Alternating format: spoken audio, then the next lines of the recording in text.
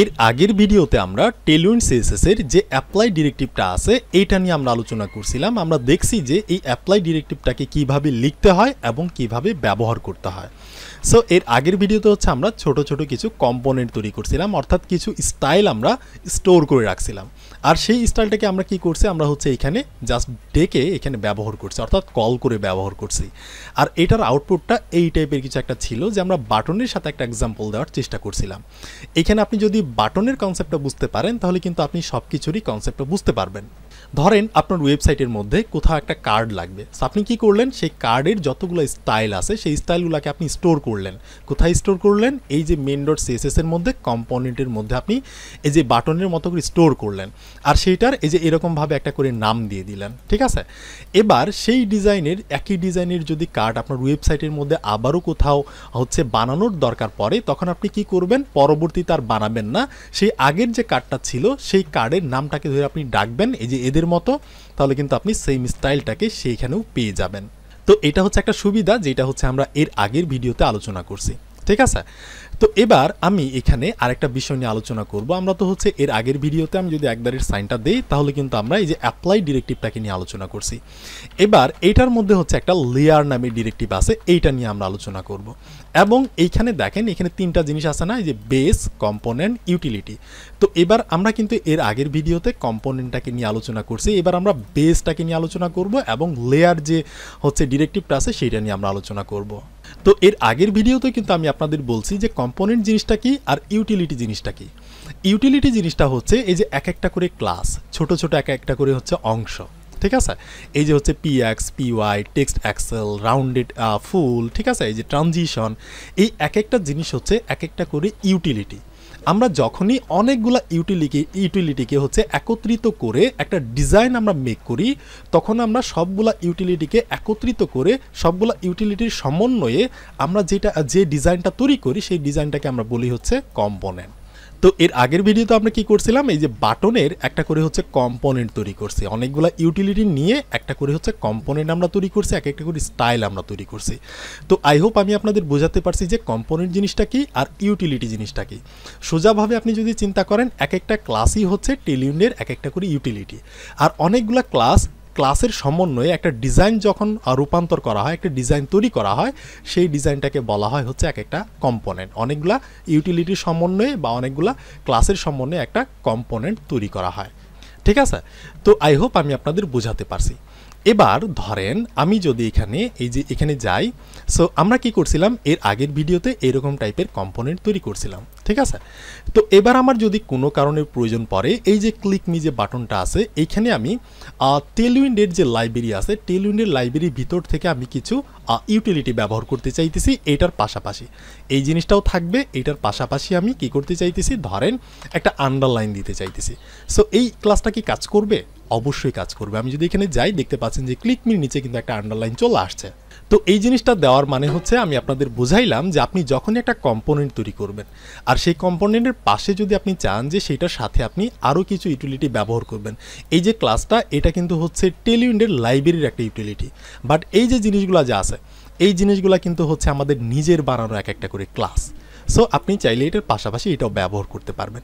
এবার ধরেন আপনি কি সব কিছুই ব্যবহার করতে পারবেন? আপনি কিন্তু সব কিছু ব্যবহার করতে পারবেন না। ধরেন এইখানে যদি আমি বলি যে আমাদের 1 নাম্বার যে বাটনটা আছে এইটার টেক্সটের সাইজটা হয়ে যাবে 2 এক্সেল সাইজের, তাহলে কি এটা পাবে? আমি যদি এখানে যাই, দেখতে পাচ্ছেন টেক্সটের সাইজটা কিন্তু 2 এক্সেল হয় না, এটা কিন্তু ছোটই আছে। ওকে, আর আমি যদি গিয়ে বলি এইটার যে বাটনটা আছে এটা রাউন্ডেডটা হয়ে যাবে এলজি টাইপের, তাহলে কি রাউন্ডেডটা হবে? আমি যদি এখানে গিয়ে দেখি, দেখেন রাউন্ডেডটা হয় নাই। কেন হয় নাই?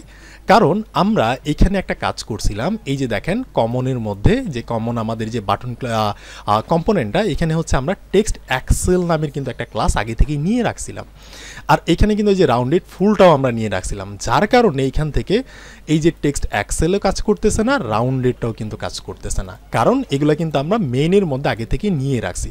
আর আন্ডারলাইনটা কাজ করছিল কেন? কারণ আন্ডারলাইনটা কিন্তু আমরা এখানে কোথাও নেই নাই, যে জিনিসটা আমরা এখানে কোথাও নেই নাই সেটাই কাজ করবে। যে জিনিসটা আমরা একবার এখানে নিয়ে নিছি সেটা কিন্তু আমাদের index.html ফাইলের মধ্যে সেই জিনিসটা কাজ করবে না। তো এবার প্রশ্ন হইতেছে কেন কাজ করবে না? কারণ এই যে main.css এর মধ্যে যে জিনিসটা আছে এই জিনিসটা প্রথমেই প্রায়োরিটি পায়। টেলউইন্ড সিএসএস কি করে এই জিনিসটাকে বেশি প্রাধান্য দেয়, ঠিক আছে। আর তারপরে হচ্ছে আমাদের index.html ফাইলের জিনিসগুলোকে প্রাধান্য দেয় সেকেন্ড নাম্বারে, কিন্তু প্রথমে এই জিনিসগুলোকে প্রাধান্য দেয়। এখানে দেখেন প্রথমে আছে বেস, তারপরে আছে হচ্ছে কম্পোনেন্ট, আর তারপরে আছে হচ্ছে ইউটিলিটি। আমরা জানি এই জিনিসগুলো হচ্ছে এক একটা করে ইউটিলিটি। তো টেলউইন্ড কি করবে, টেলউইন্ড হচ্ছে প্রথমে আমাদের এই যে এই ইউটিলিটি, মানে আমাদের এই সিএসএস ফাইলের মধ্যে যতগুলো ইউটিলিটি আছে এই জিনিসগুলোকে সে প্রাধান্য দিবে। তারপর সে এখানে যাবে, এখানে গিয়ে দেখবে কিরে ভাই এখানেও টেক্সট টু এক্সেল দেওয়া আছে, রাউন্ডেড দেওয়া আছে, এখানেও তো তারা দিছে। তো এখানে দেওয়ার পরেও তারা কেন আবার হচ্ছে এখানে দিতেছে? সো এটা এইভাবে কাজ করবে না। এইটাকে যদি আপনি কাজ করাইতে চান, আমাদের যে কাজটা করতে হবে, এই যে এগুলা হচ্ছে এক একটা করে কম্পোনেন্ট, ঠিক আছে। সো আমাদের কি করতে হবে, এই কম্পোনেন্টের আন্ডারে আমাদের এই জিনিসগুলোকে ঢুকাইতে হবে, কম্পোনেন্টের মধ্যে রাখতে হবে। ইউটিলিটির নিচে যদি আমরা এই জিনিসগুলোকে দেই তাহলে হচ্ছে এরকমই করবে, কাজ করবে না। তো এবার আমাদের কি করতে হবে, এই জিনিসগুলোকে এখান থেকে সিলেক্ট করে এখান থেকে হচ্ছে আমি Ctrl+X মেরে কাট করব। কাট করে আমাদের কি করতে হবে, এই যে কম্পোনেন্টের নিচে দিতে হবে এবং ইউটিলিটির উপরে দিতে হবে, তাহলেই কাজ করবে। সো আমি এখানে পেস্ট করলাম। এইবার দেখেন প্রথমে আসে হচ্ছে আমাদের টেলউইন্ডের বেস স্টাইল, তারপরে কম্পোনেন্ট স্টাইল, আর সবার নিচে চলে গেছে ইউটিলিটি স্টাইল।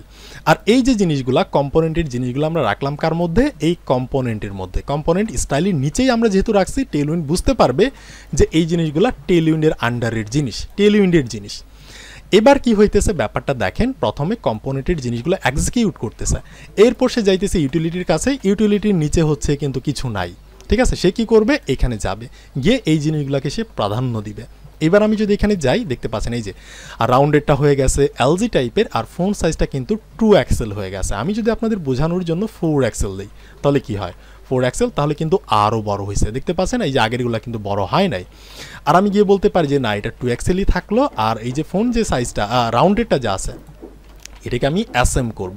তাহলে দেখতে পাচ্ছেন এই যে এসএম টাইপের একটা রাউন্ডেড হয়েছে, বাট আমি এলজি করে দিই, তাহলে আপনাদের বুঝতে সুবিধা হবে। সো এই টাইপের, আর এইগুলা কিন্তু ফুল।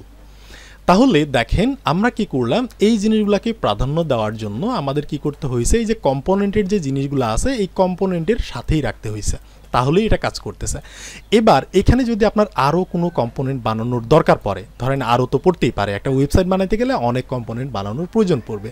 ধরেন এখানে হচ্ছে আপনি কম্পোনেন্টের জিনিস আরও ধরেন 1000 লাইন লিখে ফেললেন, তখন কি হবে ব্যাপারটা দেখতে পাচ্ছেন যে ব্যাপারটা হয়ে যাবে এই দুইটা জিনিস এক জায়গায়, আর এটা হচ্ছে নিচে। মানে আপনার বুঝতে এগুলোকে খুঁজে বের করতে একটা মানে জগা খিচুড়ি বেঁচে যাবে। তো এবার আপনি এই জগা খিচুড়ির ভিতর থেকে মানে হাত থেকে বাঁচার জন্য যে কাজটি করবেন, এইটার নিচে যাবেন, গিয়ে হচ্ছে আপনি একটা একবারের সাইন দিবেন, দিয়ে হচ্ছে আপনি লেয়ার যে ডিরেক্টিভটা আছে এই লেয়ারটাকে নেবেন। নেওয়ার পর এইটার এই দেখতে পাচ্ছেন স্পেস দেওয়ার পর কিন্তু ভিজুয়াল স্টুডিও কোড সাজেস্ট করতেছে যে আপনি এটাকে কি দিতে চাচ্ছেন, আমরা কম্পোনেন্ট দিতে চাচ্ছি, ঠিক আছে। কম্পোনেন্টের মধ্যে আমরা একটা জিনিস ব্যবহার করতে চাচ্ছি, কি কি জিনিস ব্যবহার করতে চাচ্ছি, এই যে এই জিনিসগুলো আমি ব্যবহার করতে চাচ্ছি। Ctrl+X মেরে আমি কাট করলাম, কাট করার পর এবার আমি এইটার মধ্যে Ctrl+V মেরে পেস্ট করলাম। তাহলে দেখেন এবার কিন্তু এই তিনটা জিনিস একই জায়গায় থাকলো আগের মতো করে। বাট এবার আমরা বলে দিলাম এই যে জিনিসগুলো যে আমরা তৈরি করছি এই জিনিসগুলা কার আন্ডারে থাকবে, এই জিনিসগুলো হচ্ছে এই কম্পোনেন্টের আন্ডারে থাকবে। এই জিনিসগুলো যে কম্পোনেন্টের জিনিস সেটা আমরা লেয়ার ডিরেক্টিভটাকে দিয়ে বুঝাই দিলাম যে এই জিনিসগুলো হচ্ছে কম্পোনেন্টের জিনিস। তাহলে এবার কিন্তু টেলউইন্ড সিএসএস কোনো মাইন্ড খাবে না, এবার কিন্তু খুব সুন্দরভাবে কাজটা করে দিবে। দেখতে পাচ্ছেন এই জিনিসগুলো কিন্তু পাইছে। এই যে আমি যদি এখানে যাই, গিয়ে যদি আমি চেঞ্জ করি, সো আমি এটাকে বলে দিব যে এটা হয়ে যাবে 4 এক্সেল, তাহলে কিন্তু হচ্ছে এটা কাজ করবে 4 এক্সেল, দেখতে পাচ্ছেন, ঠিক আছে। বাট আমি 2 এক্সেল দিলাম, সো এভাবে হয়েছে। এভাবে আমি এখানেও ব্যবহার করতে পারি যে এটাও হয়ে যাবে, টেক্সটটা 2 এক্সেল সাইজের হয়ে যাবে, তাহলে কিন্তু এটাও কাজ করছে। একইভাবে যে রাউন্ডেডটা আমরা ফুল না দিয়ে আমরা বলবো যে রাউন্ডারটা হয়ে যাবে ধরেন রাউন্ডেড, এটা হয়ে যাবে এলজি টাইপের, তাহলে কিন্তু এটাও কাজ করবে, দেখতে পাচ্ছেন। বাট এখানে আমরা দেই নাই, এখানে হচ্ছে কাজ করতেছে না। সো আই হোপ আমি আপনাদের বোঝাতে পারছি যে এইটা যে হচ্ছে একটা কম্পোনেন্ট স্টাইলের যে একটা জিনিস, একটা কম্পোনেন্টের জিনিস, সেটা আমরা লেয়ার ডিরেক্টিভের মাধ্যমে বুঝাই দিলাম। এবার একইভাবে আপনার যদি বেসের জিনিসপত্র দরকার পড়ে তখন আপনি কি করবেন, নিচে গিয়ে বলতে পারেন যে আমি বেসের কিছু জিনিস বানাইতে চাইতেছি, এই জন্য আপনি লেয়ারটা নেবেন, নিয়ে হচ্ছে আপনি এই যে বেসটাকে দিলেন, দিয়ে কার্লি ব্রেসেস ওপেন ক্লোজ। এবার আপনি এইটার মধ্যে যা কিছু লিখবেন সেটা কে পাবে, সেটা পাবে বেস। তো তাহলে চলেন এবার আমরা দেখে নিই যে বেসটা কিভাবে কাজ করতেছে। তো বেসটা যেভাবে কাজ করে, আমি যদি এখানে যাই, সো আমি যদি এখানে যাই, এই যে এখানে যাওয়ার পর যদি আমি এই যে অ্যাডিং কাস্টম স্টাইলে যাই, বা এখান থেকে হচ্ছে এই যে অ্যাডিং বেস স্টাইল, এখানে ক্লিক করলাম, সো এখানে ক্লিক করার পর এই যে এরকমভাবে আমরা ইউজ করতে পারবো। সো তার চেয়ে আমি যদি আপনাদেরকে একটু ভালো করে বুঝাই, সো আমি এখানে যাব, গিয়ে হচ্ছে আমি এইটার নিচে যাব, গিয়ে হচ্ছে আমি একটা H1 নামের ট্যাগ তৈরি করব। ঠিক আছে, H1 নামের একটা ট্যাগ তৈরি করলাম। সো H1 একটা ট্যাগ তৈরি করলাম, আর এটার মধ্যে কিছু একটা লিখে দিলাম যে এটা হচ্ছে হ্যাডিং ট্যাগ কিছু একটা। আর এটার নিচে হচ্ছে আমি একটা হচ্ছে ধরেন H4 তৈরি করলাম, করার পর এটাও বললাম যে এটা হচ্ছে হ্যাডিং H4 ট্যাগ। ঠিক আছে, আর এটার নিচে গিয়ে হচ্ছে আমি একটা প্যাডিং ট্যাগ তৈরি করতে পারি। সো পি ট্যাগ, এই পি ট্যাগের মধ্যে আমি কিছু একটা লিখতে পারি যে এটা হচ্ছে ধরেন লরেম ইপসাম থেকে ধরেন 5 ওয়ার্ডের কিছু টেক্সট আমি নিয়ে নিলাম। তাহলে দেখেন একটা হচ্ছে H1 হ্যাডিং, আরেকটা হইতেছে H4 হ্যাডিং, আরেকটা হইতেছে পি ট্যাগ অর্থাৎ প্যারাগ্রাফ ট্যাগ। এবার আমি যদি এখানে যাই তাহলে দেখেন এই যে সবগুলা জিনিস কিন্তু মানে সবগুলা ট্যাগেরই যে টেক্সটটা আছে টেক্সটটা কিন্তু হচ্ছে একই সাইজের হয়ে গেছে। এখানে H1 কোনটা, H4 কোনটা আর পি ট্যাগ কোনটা এটা কিন্তু আমরা দেখে বুঝতে পারতেছি না। এখানে সে কি করছে, টেইলউইন্ড এই তিনটা জিনিসকে ধরে একদম প্লেন করে দিছে। তো টেইলউইন্ড কি করে, এই যে H1 মানে HTML ট্যাগের যে এক একটা করে হচ্ছে স্টাইল থাকে, বাই ডিফল্ট স্টাইল যেটা ব্রাউজারে এক্সিকিউট করে, সেটা টেইলউইন্ড কি করে, সেই ট্যাগটাকে ধরে সে রিসেট করে দেয়। ঠিক আছে, রিসেট করে দিয়ে সবগুলোকে সে একাকার করে দেয়, প্লেনে কনভার্ট করে দেয়। একইভাবে আপনি যখন বুটস্ট্র্যাপ শিখছেন তখন বুটস্ট্র্যাপের মধ্যে কি করা হয়েছে, আমরা যখন একটা H1 হেডিং ট্যাগ লিখতাম আমাদের কিন্তু কিছু করার দরকার পড়ে নাই। সেই H1 ট্যাগটাকে সে কিন্তু স্টাইল করে মানে তার ইচ্ছা মতো স্টাইল করে একটা স্ট্যান্ডার্ড টাইপের কিন্তু হচ্ছে একটা টেক্সট আমাদের সামনে দিয়ে দিছে, ব্রাউজারের মধ্যে এক্সিকিউট করে দিছে। তো একইভাবে সবগুলা হচ্ছে ফ্রেমওয়ার্কে কি করে, নিজস্ব একটা স্টাইল থাকে।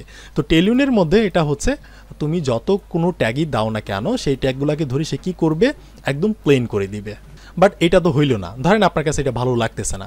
এবার আপনি চাইতেছেন যে না, H1 এর মতোই কাজ করবে, আর H4 এর মতোই কাজ করবে, আর পি যে ট্যাগটা আছে প্যারাগ্রাফ এইটা তার মতোই কাজ করবে। এই টেক্সটগুলোকে আমি বড় ছোট করতে চাইতেছি, আমার ইচ্ছা মতো আমি বানাইতে চাইতেছি।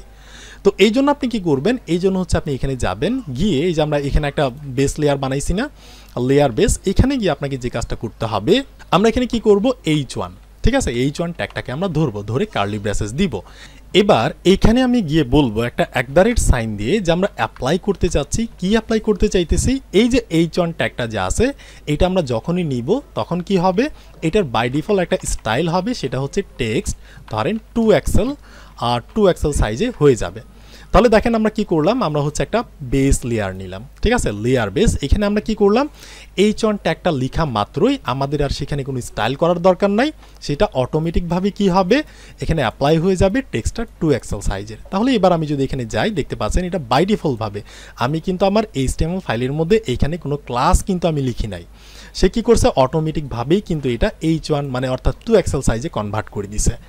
এবার আমি এখানে বলতে পারি গিয়ে যে এটার নিচে আমি গিয়ে বলতে পারি যে যদি কেউ H4 নামের যে ট্যাগটা আছে এটাকে যদি কেউ কল করে, অর্থাৎ আমি যদি কল করি তাহলে কি হবে, দিয়ে অ্যাপ্লাইয়ের মধ্যে আমরা বলতে পারি যে সেটার টেক্সটের সাইজটা হয়ে যাবে XL সাইজের। ঠিক আছে, সো এইভাবে আমি করে দিলাম। তাহলে এই যে দেখতে পাচ্ছেন এটা ডিফল্টভাবে হচ্ছে এরকম, মানে আমি যখনই H4 ট্যাগটা লিখবো তখন এটার বাই ডিফল্ট আর টেক্সটের সাইজটা হয়ে যাবে এই টাইপের কিছু একটা। আর এই যে পি যে আছে এটাকে আমরা বলতে পারি যে পি যে ট্যাগটা আছে সেটা কি হবে, অ্যাপ্লাই, সেটা হয়ে যাবে টেক্সট হাইপেন, সেটা হয়ে যাবে ধরেন SM সাইজের, অনেক ছোট হয়ে যাবে। এটা আমি ব্রাউজারে একটা ডিফল্ট স্টাইল আমি দিয়ে দিলাম, এটা কিন্তু আরেকটু ছোট হয়েছে। এইবার ধরেন আমি যদি এখানে গিয়ে এটাকে আমি যদি রিমুভ করি, সো আমি রিমুভ করে দিলাম, দেখতে পাচ্ছেন কিছু নাই। এখন যদি আমি H1 ট্যাগটা লিখি, লিখার পর আমি কিছু একটা লিখতে পারি যে হ্যাডিং ট্যাগ, তাহলে কিন্তু এটা বাই ডিফল্টভাবে একটু বড় হবে। ঠিক আছে, আর এটার নিচে গিয়ে যদি আমি বলি যে H4 একটা ট্যাগ তৈরি করতে যাচ্ছি যেটা হচ্ছে হ্যাডিং H4 কিছু একটা, তাহলে কিন্তু এইটার বাই ডিফল্ট একটুখানি ছোট হবে।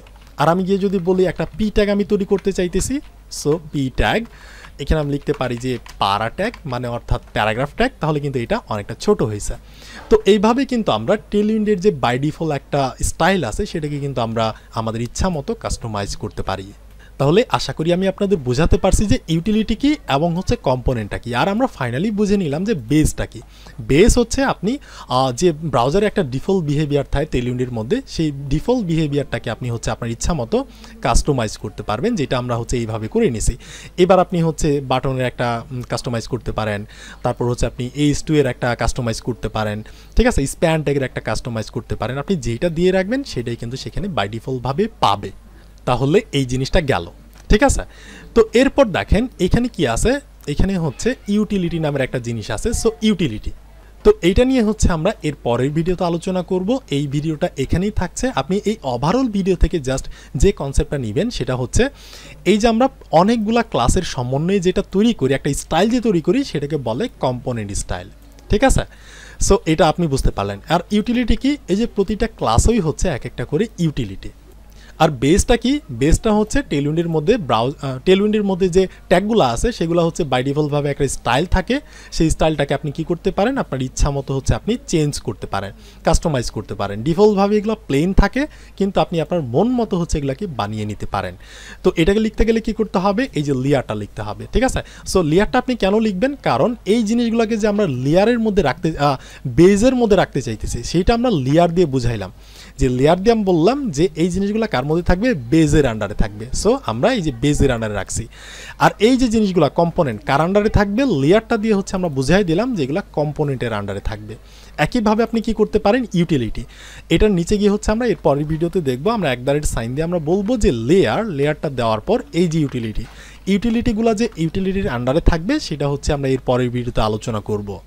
তাহলে এই জিনিসগুলোকে হচ্ছে আমরা মানে অর্ডারটাকে আমরা ঠিক রাখলাম। আপনি এই যে মেইন ডট সিএসএস এর মধ্যে অর্ডারটাকে যদি চেঞ্জ করেন তাহলে কিন্তু হচ্ছে কাজ করবে না। ঠিক আছে, এখানে অর্ডারটা অনেক ইম্পর্টেন্ট, যেটা হচ্ছে এইচটিএমএল ফাইলের মতো ইম্পর্টেন্ট না। এই জন্যই আমরা কি করি, এই জন্য হচ্ছে আমরা এটাকে বুঝাই দেই যে এটা কোন লেয়ার মানে কোন ডিরেক্টিভের মধ্যে কাজ করবে। ঠিক আছে, কোন স্টাইলের মধ্যে কাজ করবে। এটা যে কম্পোনেন্ট মানে এই জিনিসগুলো যে কম্পোনেন্টের মধ্যে থাকবে এটা আমরা এইভাবেই বুঝাই দিলাম। আর আপনি যদি এইভাবে বুঝায় না দেন তাহলে আপনাকে এই যে এইভাবে লিখতে হবে, এগুলোর নিচে নিচে লিখতে হবে। ঠিক আছে, আর এই যে বেসের যে জিনিসগুলো আমরা লিখছি এগুলো কি করতে হবে, এই বেসের নিচে গিয়ে লিখতে হবে, নাহলে কিন্তু কাজ করবে না। কিন্তু এটা করা মোটেও উচিত না। আপনাকে কি করতে হবে, এইভাবে লেয়ার দিয়ে দিয়ে বোঝাই দিতে হবে যে এই জিনিসগুলো কিসের জন্য আমরা তৈরি করছি, কম্পোনেন্টের জন্য। এই জিনিসগুলো আমরা কিসের জন্য তৈরি করছি, বেসের জন্য। তো এই জন্য হচ্ছে মূলত এই যে লেয়ার হচ্ছে ডিরেক্টিভটা আমরা ইউজ করে থাকি। সো এর পরের ভিডিওতে হচ্ছে আমরা আলোচনা করব এই যে ইউটিলিটিস নামের যে লেয়ারটা আছে বা যে ডিরেক্টিভটা আছে সেটা নিয়ে আমরা আলোচনা করব। তো এই ভিডিওটা এখানেই থাকছে। আশা করি আমি আপনাদের বোঝাতে পারছি কনসেপ্টটা। তো দেখা হচ্ছে নেক্সট ভিডিওতে।